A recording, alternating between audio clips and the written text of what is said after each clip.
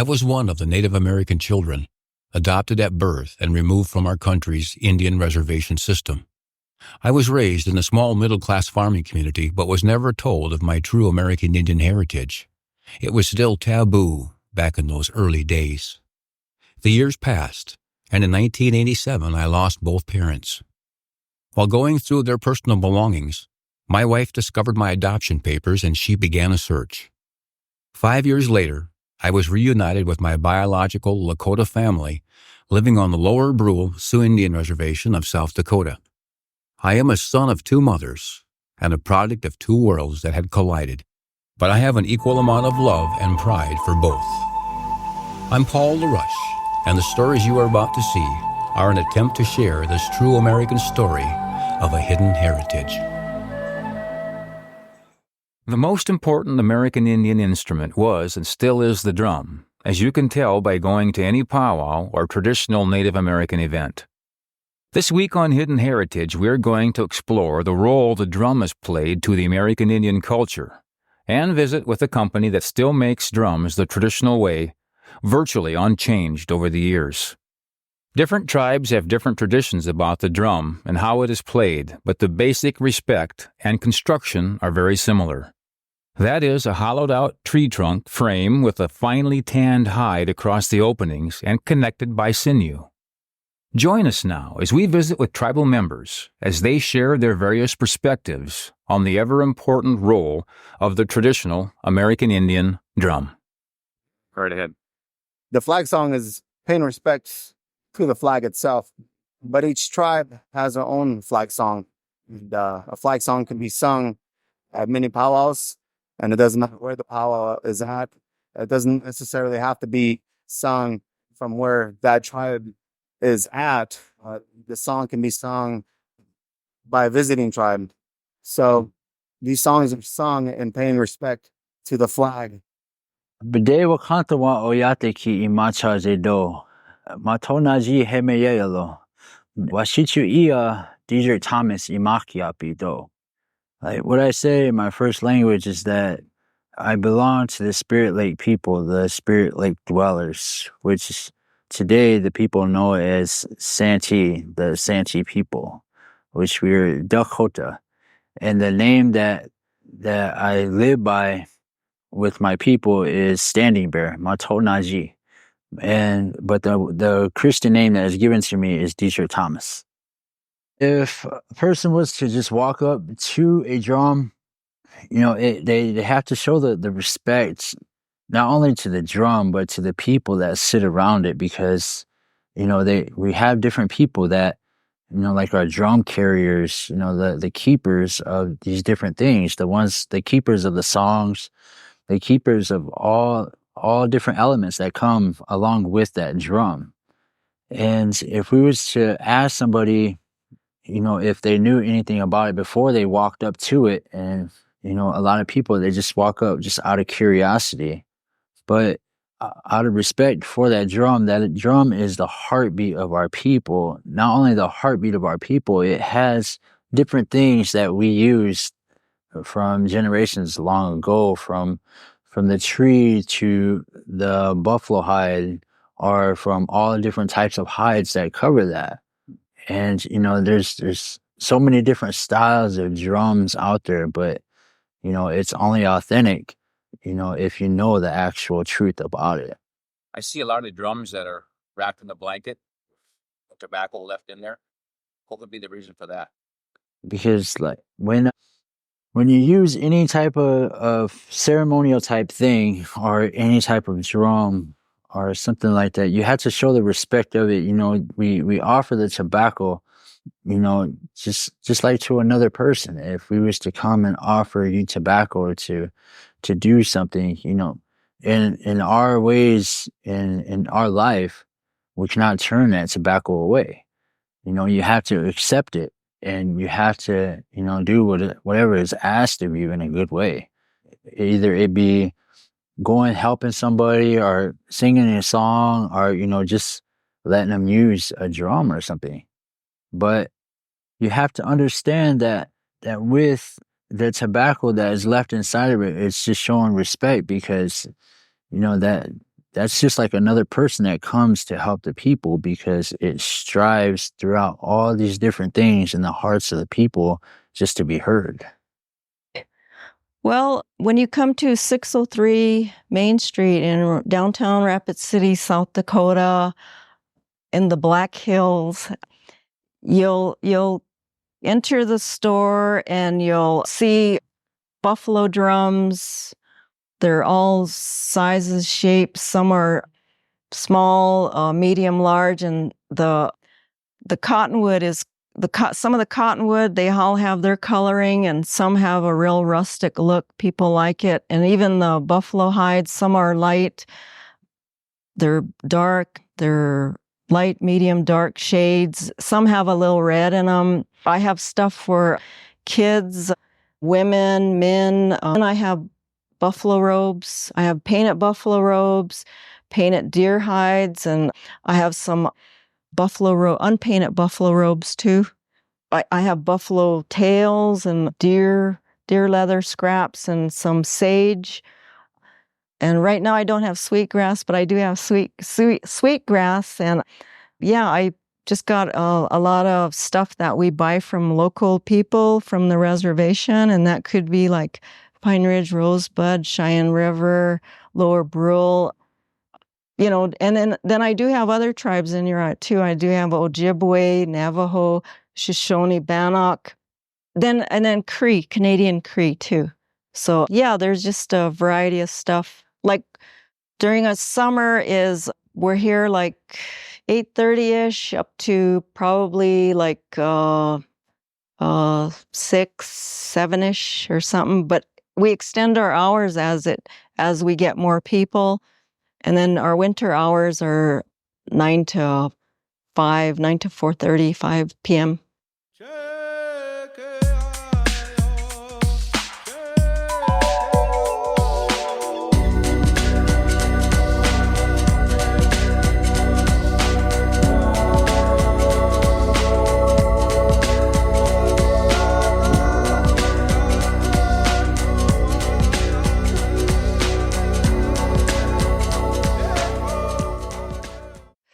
Lena Tatranka Chanchaga, Lena Doshke Hena Umpi Hena Lena Cha Hena Wagrancha Hena na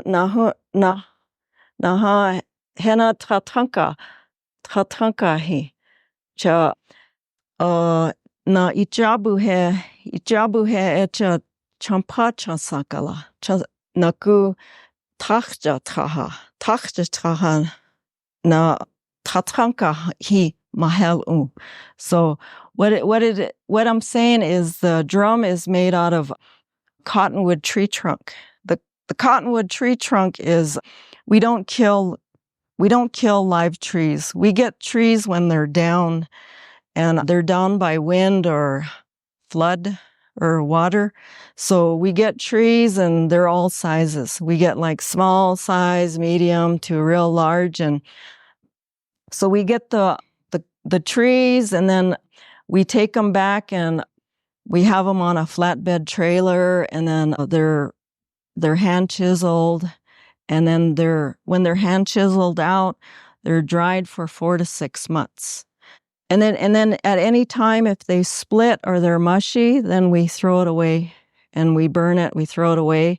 And then we just keep the good ones. And then while that's being done, we get the buffalo, and it's just the buffalo hide. And while that's kind of still fresh, we take that home, and then we have to clean it out because it's full of mud and, burrs and blood and, stuff like that. So it's cleaned out. And then when that's cleaned out, we use water, and then we stretch that out. And when we stretch that out, we hand scrape it. We hand scrape the hide, and then we scrape the hair off, and then that's stretched out. And then that takes, both of those two, they take some time. And then when those two are good and ready, then we put the two together. And then when we put the two together, then the drum's made. And then the drumsticks is a chokecherry stick. And then we try to get them when they're kind of at a long, like straight. So we get the chokecherry stick, and then it's made out of, it's got deer leather on it, and then they're sewed with sinew, and then they're stuffed with buffalo hair inside. So that's what I also said in Lakota too. So, yeah. Right off the bat, the drum is your heartbeat. It is your mom. You treat it with the utmost respect. You never sing at a drum in flip-flops or sandals or shorts. You never eat food around a drum. The women never touch the drum, especially if they're in their moon. They always respect it and stand right outside behind the men. If they're married or boyfriend, girlfriend, they didn't stand behind their man in respect to them when they're singing at that drum. That's a very, very powerful thing. The songs that you sing, when you sing songs, you learn where they come from. What do the words mean if it has words? If it's a melody or a contemporary song, learn why it comes from. What celebration did that song come from? Because every song has an origin. It was created for a reason. They're not just thrown together. They have to have a beautiful melody or convey a feeling, whether it's a word song, a prayer song, or an honor song. They all have an origin. The way that I grew up singing with it is when you choose to come to that drum and sing, make sure your mind is clear, your heart is good, because you will put out that energy. And if that energy is not good, it'll affect everyone singing at that drum and that drum. So it is always treated with the utmost in respect. It's always, that is your heartbeat, your mom. Zaga Domese is what our word for it. That is your heartbeat. Well, I kind of went the powwow route rather than the rodeo route, which is the other half of my family rodeos, and then the second half powwow. But learning like the Kiowas and Comanches, the Sonke and the Taipei societies is where I really found sanctuary and a home to learn how they do things from the Great Plains, as far as respect, learning not only your tribe's history, your tribe's knowledge, but being open to learning every tribe's, because we are all related. We all come from one point. And just today, we just happen to have branched out to many different languages, many different tribes and societies, but we do have a common origin. I come from the Bird Clan and Miccosukee Band, which allows my family and others that are Miccosukee Band to trace where they come from, and also to allow us to have kinship with other tribes that are Bird Clan or share our same matrilineal line, so that we were related, like our brother or our sister or our mom or a dad. So it becomes an extended family. And the Ankiu family from the Kiowa really honed that belief in me in respecting every family, whether they're your band or your clan or not, but to always learn where you come from so you can take that knowledge and move forward in today's world. Know your history. No alcohol or drugs can be around the drum. We pray with it. It's like the heartbeat of there's some heartbeat that makes people keep continuing life.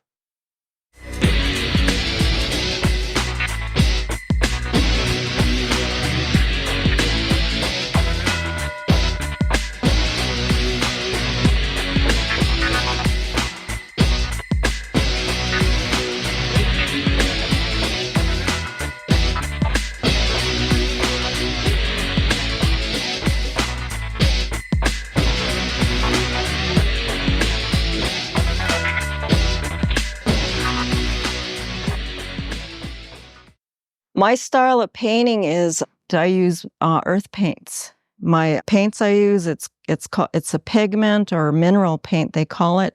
It's crushed up rock mixed with water, and then we use a waterproof sealant. And a long time ago, they used prickly pear cactus juice. They would boil that and then dab it on, or else they use this hide glue, or they use this beaver tail. They boil it and then they kind of dab it on. So either you add it in the paints or else you add it on after. And so because of that, it's traditional. And some of the paints you can find, like you dig them up, or you can see rocks where you could see coloring from it, and so my style of painting is there's some points that I use along that border, and it's called the feather design or the chief's bonnet design. And so that's a real old traditional design.